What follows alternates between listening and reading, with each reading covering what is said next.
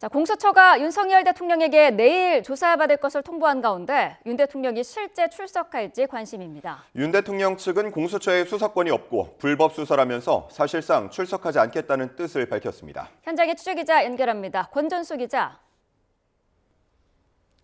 네, 고위공직자범죄수사처입니다. 네, 자, 윤석열 대통령 내일 나오지 않을 것으로 봐야겠죠?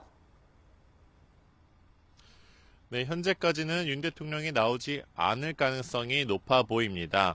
공수처와 경찰이 꾸린 공조본이 윤 대통령에게 출석을 요구한 게 내일 오전 10시인데요.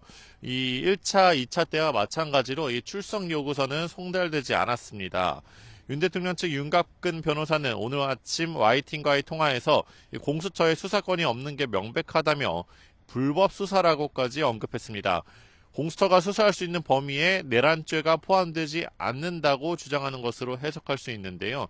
다만 공수처는 직권남용 관련 범죄로 내란죄 역시 수사할 수 있고 이미 법원에서 받은 압수수색 영장 등으로 그게 증명됐다고 판단하고 있습니다. 공수처는 내일 윤 대통령이 나오지 않은 걸 확인한 뒤에 체포영장 청구를 포함해 다음 단계를 검토할 것으로 보입니다. 네, 어제는 김용현 전 장관이 기소됐는데 검찰 설명 자료에 윤석열 대통령이 많이 등장했다고요. 네, 10페이지 정도 되는 보도자료에 이 대통령이라는 표현이 언급된 건 40여 차례입니다. 이 윤석열 대통령이 계엄 당시 이 현장 군 지휘관에게 총을 쏴서라도 이 국회에 들어가라, 이제 문을 부수고서라도 들어가라 이렇게 지시한 거나 이 계엄은 2번, 3번 하면 된다고 말하는 게 이 보도자료 내용에 포함됐습니다. 이 대통령의 지시와 김용현 전 장관 등의 실행으로 국헌 문란 행위가 이뤄졌다는 검찰의 판단이 담긴 것으로 보입니다.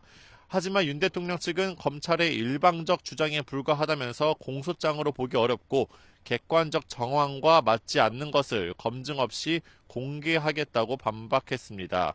특히 김 전 장관 공소장인지 윤석열 대통령의 공소장인지 모르겠다며 불편한 기색을 감추지 않았고 피의사실 공표라고 지적하기도 했습니다.